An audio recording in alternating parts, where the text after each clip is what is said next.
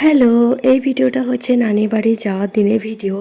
অনেক দিন হয়ে গেল ভিডিওগুলো পোস্ট করা হচ্ছিল না, এডিটিং করা হচ্ছিল না। তো ফাইনালি টাইম পেলাম এডিটিং করতে। শরীরটা তো একটু খারাপ, গলাটা আওয়াজটা একদম চেঞ্জ হয়ে গেছে, বুঝতেই পারছেন।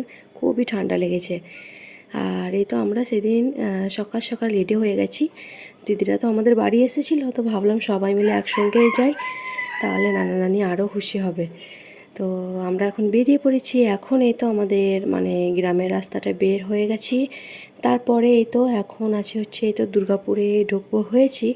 দুর্গাপুরটা পেরিয়েই আমার নানির বাড়ি হচ্ছিল ওই বিজরা গ্রামে। ঠিক আছে, আইকিউ সিটি হসপিটালের পাশেই ছিল হচ্ছে আমার নানির গ্রাম। এখন তো শর্টকাট অনেক রাস্তা হয়ে গেছে। আগে যখন আমরা যেতাম তখন অনেকটা মানে বেড়ে রাস্তা ছিল, অনেকটা দূর। তো এখন শর্টকাট হসপিটালগুলো হয়ে যাওয়ার কারণে রাস্তাও করেছে, তো টাইমটা খুবই কমও লাগে।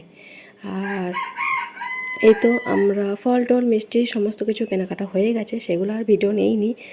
বুঝতেই পারছেন বাচ্চারা আছে, খুবই ডিস্টার্ব করছিল, খুবই দুষ্টুমি করছিল গাড়ির মধ্যে।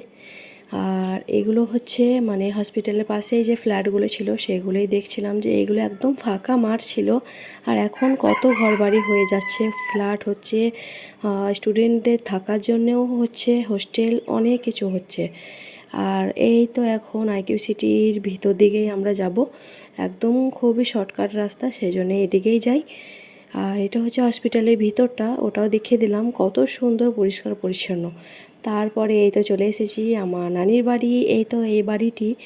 আর এখন ভিতরে এসেছি, আর আমাদের জন্য নাস্তা বানিয়েছিল পুরি, সেগুলো আর ভিডিও বানানো হয়নি। তারপরে খাওয়া দাওয়া করা হয়ে গেছে, এখন এই তো ডাব কাটার পালা। সে যে পাপা তো ডাবের পানি খুব ভালোবাসে, আর ডাব কাটতে লেগেও গেছে। এখানে বসে আছে হচ্ছে আমার নানা নানি, মামিরা সব রান্না করছে ওইদিকে, আর এইদিকে আমরা এই গল্পগুজবই করছি। দিদির বাচ্চা তো নানার কোলে চেপে গেছে, তাই আমি একটা ফটোও তুলে নিলাম।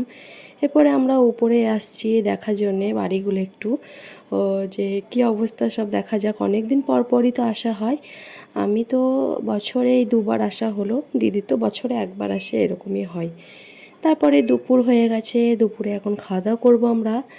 তো অনেক কিছু রান্না করেছে, আর নানির বাড়ির রান্না তো সবারই খুবই টেস্টি লাগে, মজা, ছোটো থেকেই তো খাওয়া, তো সেগুলো খুবই মিস করা হয়। আর আমরা সবাই মিলে জমিয়ে তো খাওয়া দাওয়া করলাম। এই তো ছিল হচ্ছে রাইস, তারপরে বানিয়েছিল মাটন কষা।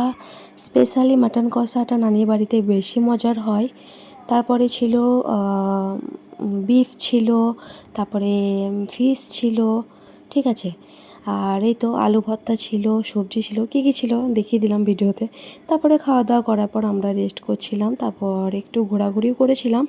আর এরপরে আমরা বেরিয়ে পড়েছি বাড়ি যাওয়ার উদ্দেশ্যে। হঠাৎ বৃষ্টি নেমে গিয়েছিল, তখন আমরা নানির বাড়িতেই ছিলাম, তখন আমরা রয়ে গিয়েছিলাম।